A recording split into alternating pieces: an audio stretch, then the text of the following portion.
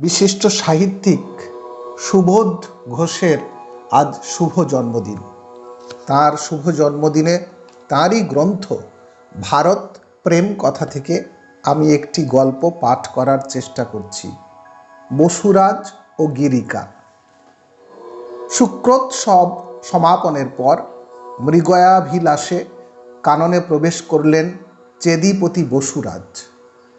সুরপতি ইন্দ্রের অনুগ্রহে সমৃদ্ধি সমাকুল চেদিরাজের প্রভুত্ব লাভ করেছেন বসুরাজ। তাঁর কণ্ঠে সুরপতির সৌহার্দ্যের উপহার অম্লান পঙ্কজ কুসুমের বৈজয়ন্তী মাল্য শোভা পায়।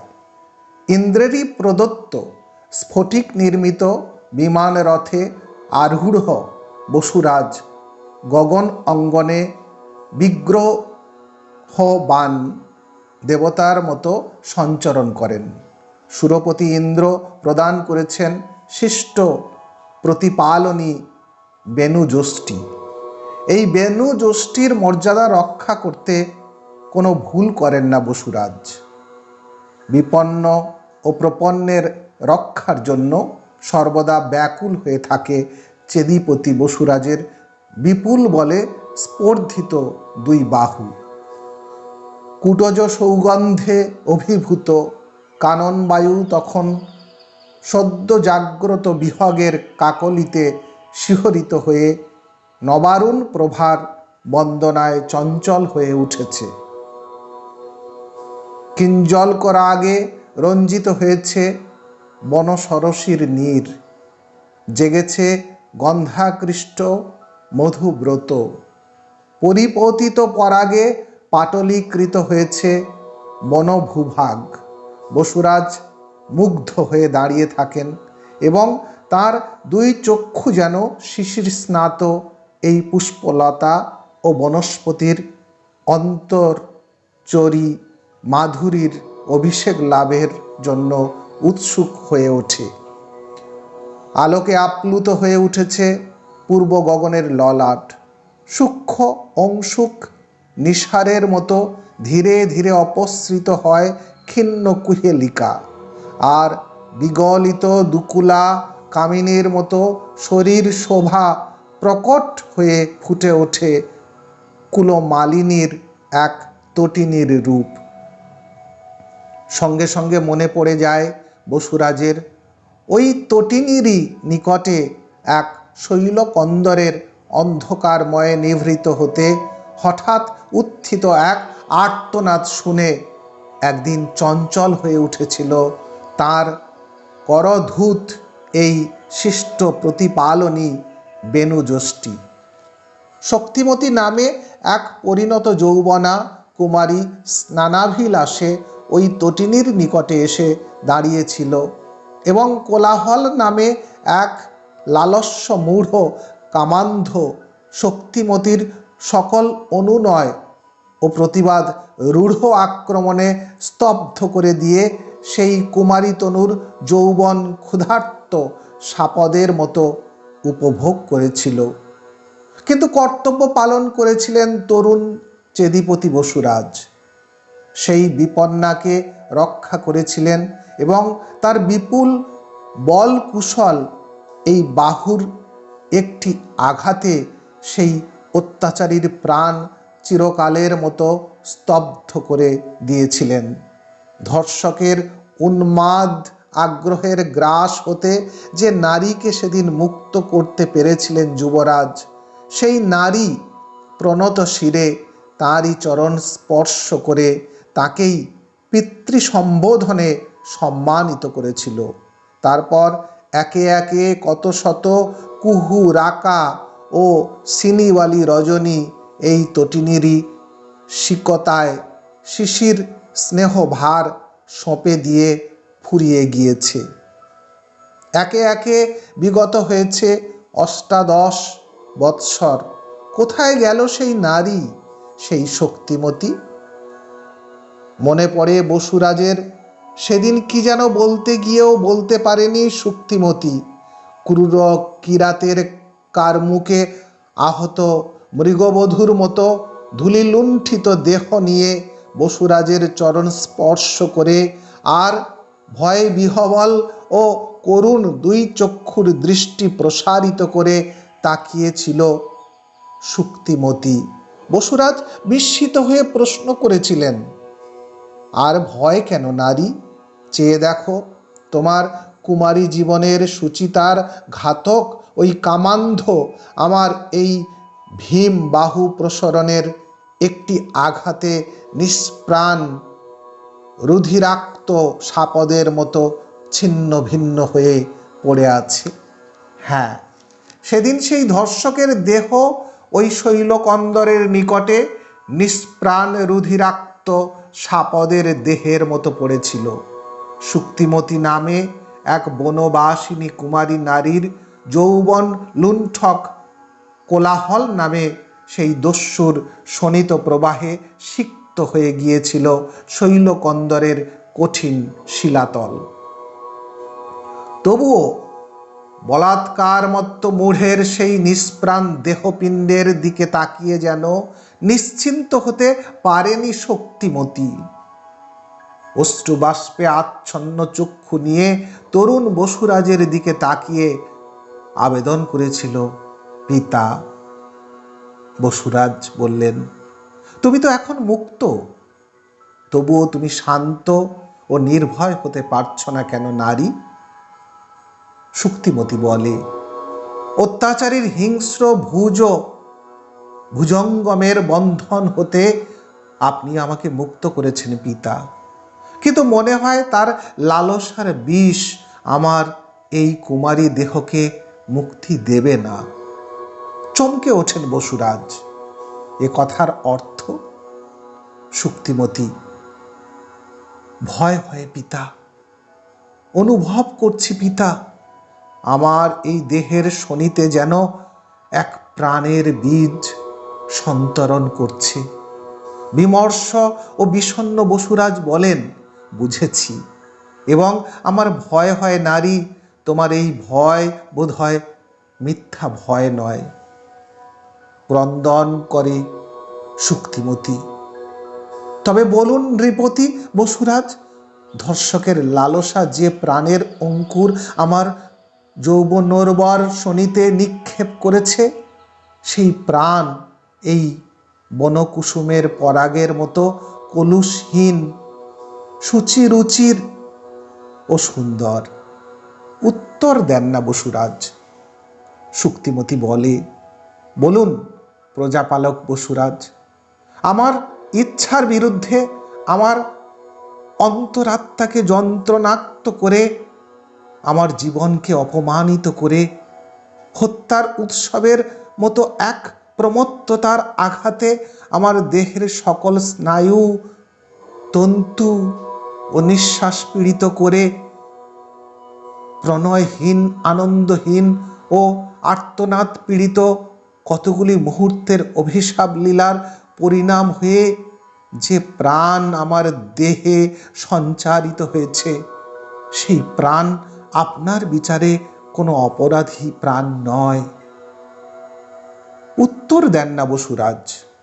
শুক্তিমতী বলে, আপনি প্রতিশ্রুতি দান করুন বসুরাজ, আমার এই প্রণয়হীন ও আনন্দহীন অবমাননাময় কয়েকটি দিবসের আর্তনাদজাত সন্তান আপনার রাজ্যের সকল প্রণয়জাত সন্তানের মতো মানবোচিত সম্মান লাভ করবে। ভ্রু কুঞ্চিত করে বিস্মিতভাবে শুধু শক্তিমতীর মুখের দিকে তাকিয়ে থাকেন বসুরাজ। শুক্তিমতী বলে, আমাকে প্রতিশ্রুতি দান করুন শিষ্ট প্রতিপালক বসুরাজ, তাহলেই আপনাকে আমার পরিত্রাতা পিতা বলে আমি বিশ্বাস করতে ও শ্রদ্ধা করতে পারব। বসুরাজ বলেন, প্রতিশ্রুতি দিতে পারি না। শুক্তিমতী, কেন পারেন না? বসুরাজ, তোমার সন্তান এক অত্যদ্ভুত জন্ম পরিচয় নিয়ে ভূমিষ্ঠ হবে। দর্শকের লালস্যের সৃষ্টি তোমার সেই সন্তান পৃথিবীর একটি প্রাণী রূপে গণ্য হবে। এই মাত্র এর অধিক কোনো মর্যাদা তার হতে পারে না। শিউরে ওঠে শক্তিমতী। কেন? বসুরাজ কঠোরভাবে বলেন, সাপদের সৃষ্টি সাপদই হয়ে থাকে। ধর্ষক কোলাহলের নিষ্প্রাণ দেহপিণ্ডের দিকে অঙ্গুলি সংকেত করে শক্তিমতী বলে, কিন্তু মানুষের প্রণয়জাত সন্তানও তো সাপদ হয়ে উঠতে পারে। বাধা দিয়ে কঠোর স্বরে বলেন বসুরাজ, কুতর্ক করো না নারী। শক্তিমতী, ওই সাপদ প্রায় লালসান্ধ কোলাহল আপনারই রাজ্যের এক মানব দম্পতির প্রণয়জাত সন্তান। এক নারী ও এক পুরুষের দেহ মনের মিলন ও আনন্দেরই সৃষ্টি ওই কোলাহল। বিব্রতভাবে বসুরাজ বলেন, বিচিত্র তোমার মন। সন্দেহ হয় আমার, তোমার যে আর্তনাদ শুনে বিচলিত হয়েছিলাম, সে আর্তনাদ নিতান্তই কপট এক দুঃখের প্রতিধ্বনি। শক্তিমতী করুণ স্বরে বলে, এমন ভয়াবহ সন্দেহ করবেন না বসুরাজ। বসুরাজ বলেন, তবে কেন তুমি তোমার সেই দুঃসহ অপমানের সৃষ্টিকে পালন করবার জন্য এবং তার ভবিষ্যৎ চিন্তা করে এত আকুল হয়ে উঠছ? দস্যু স্পর্শ দূষিতা কুমারী। আরো আকুল হয়ে কেঁদে ওঠে শক্তিমতী। সত্যই বুঝতে পারি না পিতা, এ আমার কোন মনোবিকার। অত্যাচারী কোলাহলের সেই লালস্য ক্ষুব্ধ মুখাবয়ব কল্পনা করতেও ঘৃণা বোধ করি, কিন্তু আমার শনিতে সঞ্চারিত একটি প্রাণকে কিছুতেই যে ঘৃণা করতে পারছি না। বসুরাজ বলেন, কিন্তু আমি যে তোমার শনিতে সম্ভাবিত অদ্ভুত আবিলতার অঙ্কুর ওই প্রাণকে কল্পনা করতেও ঘৃণা বোধ করি। শক্তিমতী বলে, আপনার এই ভয় ও ঘৃণার হেতু বুঝতে পারি না বসুরাজ। আপনার এই রাজ্যে কি কোনো কুমারীর গূঢ়োৎপন্ন সন্তান নেই? বসুরাজ বলেন, আছে। শক্তিমতী বলে, আপনার রাজ্যে কি কোনো প্রসিত ভর্তৃকা নারীর ক্রোড়ে সন্তান নেই? বসুরাজ বলছেন, আছে। শক্তিমতী, আপনার রাজ্যে কি কোনো প্রসিত ভর্তৃকা নারীর ক্রোড়ে সন্তান আবির্ভূত হয়নি? বসুরাজ বলছেন, হয়েছে। শক্তিমতী আবার বলে, আপনার রাজ্যে কি কোনো কৌলটেও নেই? বসুরাজ বলছেন, আছে। শক্তিমতী বলেন, আপনার রাজ্যে কি কোনো বিবাহিতা নারী পরপুরুষা সঙ্গে প্রজায়িনী হয়ে ক্ষেত্রজ সন্তান ক্রোড়ে ধারণ করেনি? বসুরাজ বলেন, করেছে। শক্তিমতী বলছে, অদ্ভুত বিধি। আর এই অবিধির বশীভূত এইসব মিলনের সন্তান যারা, তাদের কি আপনি আপনারই প্রজা বলে মনে করেন না? বসুরাজ বলছেন, করি। শক্তিমতী, আপনার ধারণায় এরা সকলেই মানুষ নিশ্চয়? বসুরাজ, নিশ্চয়। শক্তিমতী, এদের মনুষ্য কি আপনার কাছে সম্মাননীয় নয়? বসুরাজ বলছেন, অবশ্যই সম্মাননীয়। শক্তিমতী, তবে আমার সন্তান কেন শিষ্ট প্রতিপালক চেদিপতি বসুরাজের বিচারে ঘৃণ্য বলে বিবেচিত হবে?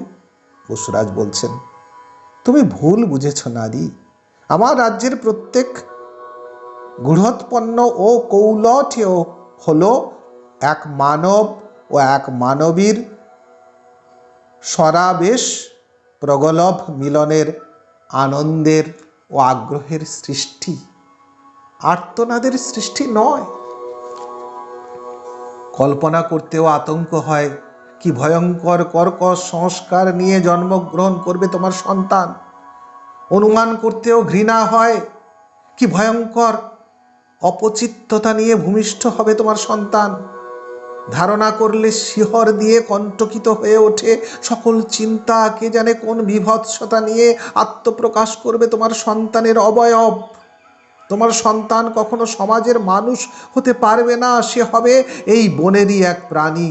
আমি মনে করি বলাৎকৃতা নারীর দেহজাতের সন্তানই হলো এই সংস্কারের অন্তজাধম। শুক্তিমতী বিস্মিত হয়ে বলে, এই কি শিষ্ট প্রতিপালকের ন্যায়বিধি? বসুরাজ বলছেন, হ্যাঁ। শুক্তিমতী আবার বলে, নিতান্তই অন্যায় বিধি বসুরাজ। আপনি বলাৎকৃতা নারীর মাতৃত্বকে শাস্তি দান করছেন। বসুরাজ বলছেন, আমি বিস্মিত হচ্ছি। এক নারী তার ধর্মাপহারক দস্যুর হঠলালসার সৃষ্টিকে ঘৃণা করতে পারছে না কেন? কিসের এই মোহ? শুক্তিমতী তখন বলছে, আমার শোণিতের স্নেহের উত্তাপে 10 মাস 10 দিন লালিত হবে যে প্রাণ, তাকে আমি কেমন করে ঘৃণা করব বসুরাজ? বসুরাজ বলেন, অপজাত এক প্রাণকে, তোমার যৌবনের সকল সুচিতার হন্তা এক দস্যুর মত্ততার সৃষ্টিকে যদি তুমি ঘৃণা করতে না পারো, তবে সে অপরাধ তোমার। ঘৃণ্যকে ঘৃণা করতে যদি না পারো, তবে সেই ভুলের শাস্তি তুমি জীবনে সহ্য করবে। আমি প্রজা পালন করি না নারী। শুক্তিমতী বলে, আরেকটি কথা শুধু বলবার ছিল, কিন্তু বলতে পারলাম না বসুরাজ। কুটজ গন্ধে অভিভূত বনবায়ুর স্পর্শে সেদিনের মতো আজও বসুরাজের চিন্তা শিহরিত হয়। কোথায় গেল সেই নারী? শুক্তিমতী নামে সেই কুমারী? কল্পনা করেন বসুরাজ, এবং সঙ্গে সঙ্গে একটা বিষণ্ণতার ছায়াও যেন তার দুই চক্ষুর দৃষ্টিতে সঞ্চারিত হয়। বোধহয় এই তটিনী সলিলে সেদিন দেহ বিসর্জিত করে সকল শাস্তি, সন্তাপ ও মোহের অবসান করে দিয়েছে সেই নারী। ভালোই হয়েছে। ধর্ষকের লালসাজাত সন্তানের মাতা হবার দুর্ভাগ্য সেই অদ্ভুত নারীকে সহ্য করতে হয়নি। কি আশ্চর্য, কি অদ্ভুত ছিল সেই নারীর মন। বসুরাজের প্রহরণাঘাতে নিহত এক ধর্ষকের রক্তাক্ত দেহপিণ্ডের দিকে তাকিয়ে হেসে উঠেছিল নারীর যে চক্ষু, সেই চক্ষুই আবার ধর্ষকের ঔরসের পরিণাম চিন্তা করে সজল হয়ে উঠেছিল। একে একে বিগত হয়েছে 28 বৎসর। ওই শৈলকন্দরের এক নিভৃত হতে উত্থিত নারী কণ্ঠের সেই আর্তনাদ কোনো স্মৃতিচিহ্ন না রেখে কাল স্রোতে লুপ্ত হয়ে গিয়েছে চিরকালের মতো। কানন ভূমির অভ্যন্তরে আবার হৃষ্টচিত্তে পরিভ্রমণ করতে থাকেন বসুরাজ। শান্ত বনবিথিকার ধূলিকে ছায়ায় আকীর্ণ করে দাঁড়িয়ে আছে অনেক শ্যাম অনকহ, কিন্তু ধীরে ধীরে উত্তপ্ত হয়ে উঠতে থাকে সূর্য করণীকর। তৃণার্তি অনুভব করেন বসুরাজ। এগিয়ে এসে প্রচ্ছায়ায় শান্ত তরুতলে দাঁড়িয়ে শ্রমক্লম অপদমন করেন। তারপরেই শুনতে পান যেন নিকটেই কোথাও তৃপ্ত সারসের কলরব ধ্বনিত হয়ে চলেছে। শুনতে পান বসুরাজ জলোৎপলের সৌরভে অভিভূত রোলম্ব নিকুরম্বের গুঞ্জন। আরও কিছু দূর অগ্রসর হয়ে দেখতে পান বসুরাজ, মিথ্যা নয় তার অনুমান, অজস্র বিকচ তামরসের শোভা বক্ষে ধারণ করে রয়েছে স্নিগ্ধ সলিলা এক সরসী। জলপানে তৃষ্ণার্তি দূর করেন বসুরাজ, কিন্তু সেই মুহূর্তে বিপুল তৃষ্ণায় বিচলিত হয়ে উঠল বসুরাজের দুই চক্ষু। সরসী তটের এক নিভৃতে স্ফুট কুসুমে আচ্ছন্ন এক প্রিয়ক তরুর ছায়ায় নবীন শাবদলের উপর কাঞ্চন লতিকার মতো শয়ান এক নারীর অলস লুলিত দেহ, নিবিড় নিদ্রায় অভিভূত। মনে হয় ওই নারীর হাস্য জ্যোতির্লিপ্ত অধরে ইন্দুকর কন্দল ঘুমিয়ে আছে। মনে হয় ঊর্ধ্বকাশের মেঘ নবীন সাদলের হরিৎ বক্ষ চুম্বনের জন্য এই নারী চিকুরের মধ্যে লুকিয়ে রয়েছে। নিবিচ্ছিত হয়ে রুক্ষ বলকল যেন সেই রূপাভিরামা রমণীর নাভি কুহরিণী আর ত্রিবলী রেখার দিকে তৃষ্ণাভিমানিত নয়নে তাকিয়ে আছে। বিস্মিত হন বসুরাজ, যেন রূপময় নিখিল নিসর্গের সকল মৃদুল স্পন্দন, সকল সুচারু গঠন, সকল মঞ্জুল শোভা আর সকল মদির কোমল বিহবলতা দিয়ে রচিত হয়েছে এই বড় যৌবনা নারীর তনু। মনে হয় এই তো কবি কল্পনার সেই নারী, যার মুখমদস্পর্শে প্রস্ফুটিত হয় বকুল কোরক, যার আলিঙ্গনে জাগ্রত হয় কুরুবক কুটমল, যার চরণধ্বনিতে মঞ্জরিত হয় রক্তাশোক আর কটাক্ষে পুষ্পিত হয় তিলক। যেন বসুরাজের সেই চঞ্চল নিঃশ্বাসের আঘাতে নারীর নিদ্রা ভেঙে যায়। স্বপ্নোত্থিতার মতো হঠাৎ উন্মিলিত দুই চক্ষুর বিস্ময় নিয়ে বসুরাজের দিকে তাকায়, আর বিপুল লজ্জা বিকম্পিত হস্তে ব্যস্তভাবে বলকল ও উৎপল মেখলা আকর্ষণ করে বরাঙ্গের বিকট শোভা আবৃত করে নারী। বিস্মিত বসুরাজ প্রশ্ন করেন, কে তুমি ভদ্রে? দরদলিত উৎপল কলিকার মতো ঈষৎ হাস্যে অধর স্ফুরিত করে উত্তর দান করেন তরুণী, আমার পরিচয় আমি জানি না, আপনি কে? বসুরাজ বলেন, আমি চেদিপতি বসুরাজ। নারীর ভ্রুরেখা বিস্ময়ে শিহরিত হয়। আপনি এই রাজ্যের অধীশ্বর, সুরপতি ইন্দ্রের অনুগৃহীত শিষ্ট প্রতিপালক বসুরাজ? বসুরাজ বলেন, হ্যাঁ, কিন্তু তুমি কে? নারী বলেন, আমি এক বনচর প্রাণী মাত্র। ব্যথিত হন বসুরাজ। লোকললমা নারী, কি হেতু নিজেকে এই মিথ্যা রূঢ় ভাষণে নিন্দিত করছো তুমি? নারী বলে, সত্যই আমার পরিচয় জানি না। বসুরাজ, আমি অনুমান করতে পারি। নারী বলে, তবে অনুমান করুন। বসুরাজ বলেন, তুমি কোনো দেবতনয়া, নইলে দেবরাজ ইন্দ্রের প্রদত্ত এই বৈজয়ন্তী মাল্যের অম্লান পঙ্কজ কুসুমের চেয়েও ফুল্ল সুন্দর ওই মুখ রুচি কি কোনো মর্ত নারীর হতে পারে? কখনোই না। নারী বলে, না বসুরাজ, বড়ই ভুল অনুমান করছেন। বসুরাজ বলেন, তোমার কি কোনো নাম নেই? নারী বলে, আছে।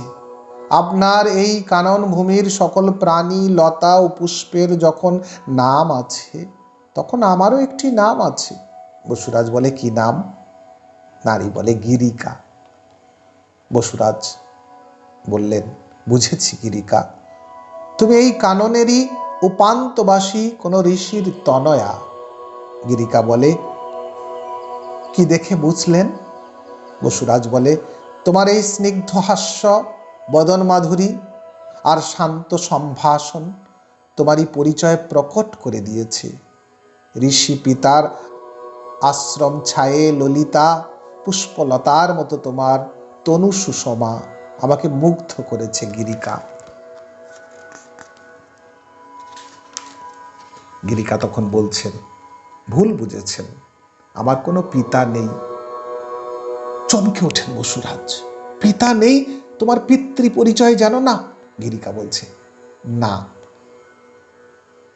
কিছুক্ষণ চিন্তান্বিতের মতো দাঁড়িয়ে থাকেন বসুরাজ, তারপরেই স্মিত হাস্যে ও পুলকিত স্বরে বলেন, বুঝেছি গিরিকা, তুমি এক অপ্সরার সন্তান। গিরিকা বলছে, এমন ধারণা কেন করছেন বসুরাজ? বলছে তখন, হ্যাঁ, তোমার এই বিহবল দুটি অক্ষী তারকার দিকে তাকিয়ে বুঝতে পেরেছি তোমার জন্ম পরিচয়। তুমি এক অপ্সরার প্রণয়জাত সন্তান। তোমার নয়নে সেই প্রণয়ের উদ্ভাস, তোমার ওষ্ঠ মুদ্রায় সেই মিলন বিহবল আনন্দের স্মৃতি সুন্দর রেখায় জন্ম লাভ করেছে। গিরিকা বলছে, না বসুরাজ, আমি অপ্সরার তনয়া নই। বিব্রতভাবে তাকিয়ে থাকেন বসুরাজ। তবে কে তুমি? গিরিকা বলেন, অনুমান করুন বসুরাজ। বসুরাজ আবার বলেন, তুমি কি কোনো নির্বাসিতা রাজতনয়া? গিরিকা হেসে ওঠে, না বসুরাজ। তবে কি কোনো কুমারী নারীর গোপন প্রণয়ের সৃষ্টি? গিরিকা বলছেন, না। বসুরাজ বিষণ্ণভাবে বলেন, মনে হয় তুমি এক পরানুরাগিনী জনপদ বধূর সন্তান। লোকাপবাদের ভয়ে তোমার সদ্য ভূমিষ্ঠ শিশুদেহকে এই বনভূমির তরু ছায়াতলে বিসর্জন দিয়ে চলে গিয়েছিল সেই নিষ্ঠুরা। গিরিকা তখন বলেন, না। বসুরাজ বলছেন, আর অনুমান করবার শক্তি নেই আমার, তুমি বলো তোমার জন্ম পরিচয়। গিরিকা বলে, কিন্তু আমার জন্ম পরিচয় জেনে আপনার কি লাভ হবে বসুরাজ? বসুরাজ বলছে, কোনো লাভ নেই, কৌতূহল মাত্র। গিরিকা বলে, কৌতূহল কেন? বসুরাজ বলছে, আমি এই রাজ্যের অধীশ্বর। আমার রাজ্যের বনময় প্রদেশে কে তুমি সকল বনসভা আরো দীপ্ত ও সুন্দর করে দিয়ে এই তরুচ্ছায়াতলে দাঁড়িয়ে আছো, সে কথা জানবার ও শুনবার অধিকার আমার আছে। আমারও কর্তব্য আছে, তাই এই কৌতূহল। গিরিকা বলে, আপনি কি আমার কোনো উপকার করতে চান? গিরিকার নিকটে এগিয়ে এসে ব্যাকুল বিহবল ও মুগ্ধ দুই চক্ষুর দৃষ্টি তুলে স্তব সঙ্গীতের মতো সাকাঙ্ক্ষ স্বরে বলতে থাকেন বসুরাজ, আমার নিজেরই জীবনের উপকার করতে চাই গিরিকা। যেই হও তুমি,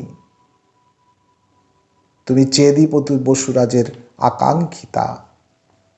তুমি আমার স্পৃহনিয়া, বরনিয়া ও স্তবনিয়া।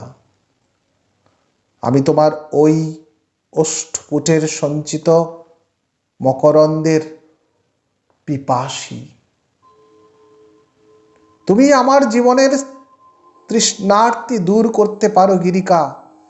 ধন্য হবে আমার জীবন যদি তোমার ওই চিকুর তিমিরের ছায়া এই ক্ষণে আমার এই বক্ষে লুটিয়ে পড়ে। তুমি বসুরাজের জীবন সঙ্গিনী হও গিরিকা। হঠাৎ বাষ্পাদ্র হয়ে ওঠে গিরিকার দুই চক্ষু। কম্পিত কণ্ঠে বলে, কিন্তু? বসুরাজ বলছে, মিথ্যা দ্বিধা কেন গিরিকা? গিরিকা বলছে, মিথ্যা নয় বসুরাজ। বসুরাজ আবার বিস্মিত হয়ে প্রশ্ন করেন, আমার জীবন সঙ্গিনী হতে তোমার মনে কি কোনো আপত্তি আছে? গিরিকা বলছে, আপনি বলুন বসুরাজ, এই পরিচয়হীনা নারী সংসারের কোনো মানুষের প্রেমিকা হতে পারবে কিনা? আপনার কি সন্দেহ হয় না বসুরাজ, গিরিকার এই পুষ্প স্রগাসক্ত বক্ষের অভ্যন্তরে কোনো প্রেমহীন হৃৎপিণ্ড লুকিয়ে থাকতে পারে? আপনার কি ভুলেও এই ভয় হয় না বসুরাজ, গিরিকা নামে এই বনচারিণী নারীর দেহশনিতে ভয়ঙ্কর এক বিষাক্ত সংস্কার লুকিয়ে থাকতে পারে? হঠাৎ চঞ্চল হয়ে ওঠে বসুরাজের বক্ষের নিঃশ্বাস। অপলক নেত্রে গিরিকার মুখের দিকে তাকিয়ে থাকেন। যেন অষ্টাদশ বৎসর পূর্বের এক ঘটনার স্মৃতি বসুরাজের কল্পনায় হঠাৎ আর্তনাদ করে উঠেছে। চিৎকার ধ্বনির মতো বিচলিত স্বরে জিজ্ঞাসা করেন বসুরাজ, তোমার জন্ম পরিচয় বলো অপরিচিতা, বলো কে তোমার মাতা? গিরিকা বলে, আমার মাতা শক্তিমতী। দুই চক্ষু মুদ্রিত করে আর স্তব্ধ হয়ে দাঁড়িয়ে থাকেন বসুরাজ। গিরিকার একটি কথার আঘাতে বসুরাজের সকল জিজ্ঞাসা হঠাৎ অন্ধ হয়ে গিয়েছে। শিষ্ট প্রতিপালক বসুরাজের হাতের বেণু যষ্টি থরথর করে কেঁপে ওঠে, যেন এক বিদ্রুপের অট্টহাস্যে চূর্ণ হয়ে যাচ্ছে বসুরাজের কঠোর ন্যায় বিধির প্রাচীর।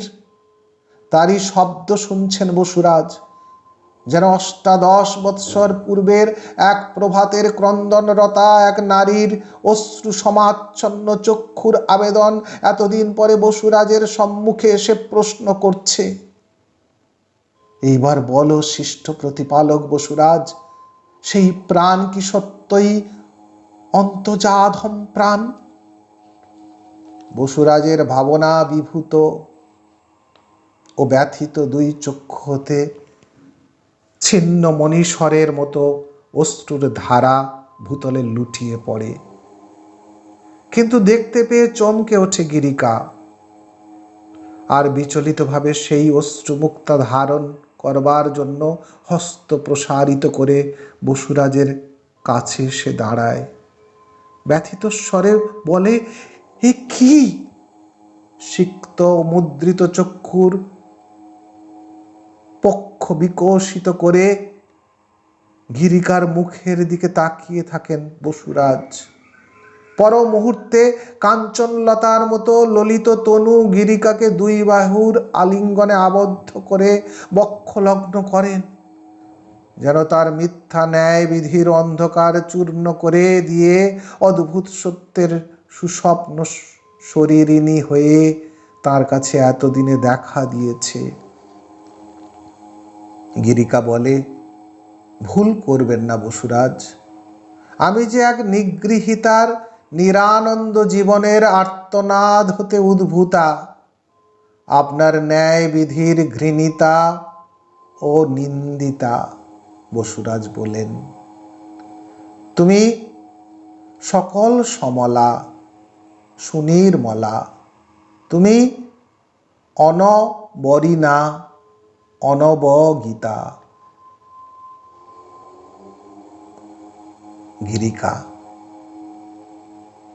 আমি এই জগতের দুর্ঘটনা, আমি বিনা অভিলাষের সৃষ্টি।